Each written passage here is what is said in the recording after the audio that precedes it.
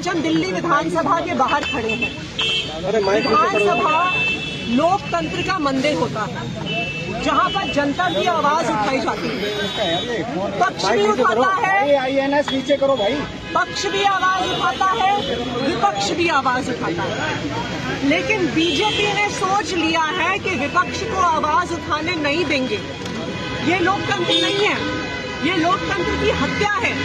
अगर विपक्ष की आवाज को दबाया जाएगा, विपक्ष के विधायकों को जनता की आवाज उठाने पर महीने 2 महीने तक विधानसभा से निष्कासित किया जाएगा, तो इसका मतलब है कि लोकतंत्र की हत्या हो गई है।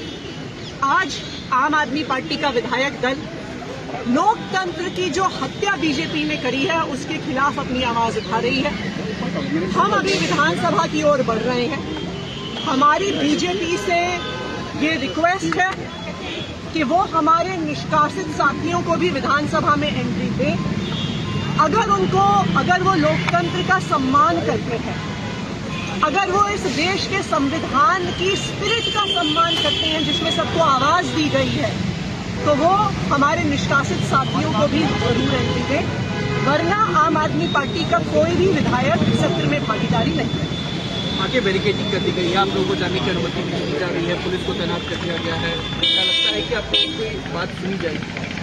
देखिए, ये तो इसी बात का प्रमाण है कि लोकतंत्र की हत्या हो रही है। हम कोई क्रिमिनल है क्या? हम दिल्ली के लोगों के चुने हुए विधायक हैं।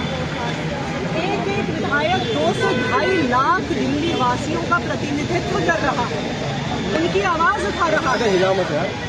तो हम ऐसे सवाल उठाते हैं जो बीजेपी को पसंद नहीं है, तो हमें बोलने नहीं दिया जाएगा।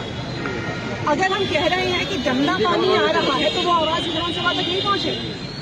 अगर हम कह रहे हैं कि पावर कट हो रहे हैं, तो वो आवाज विधानसभा तक नहीं पहुंचे।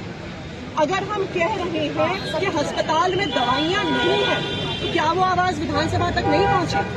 जब हम कहते हैं कि दिल्ली में प्रदूषण का स्तर बढ़ गया है, क्या वो आवाज विधानसभा तक नहीं पहुंचे। क्या इन मुद्दों को उठाने वालों को पुलिस से रोका जाएगा?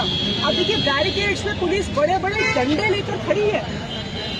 वो क्या चाहते हैं कि जो विधायक अपने इलाके की जनता की आवाज उठाए, अब उन्हें लाठियों से मारेंगे?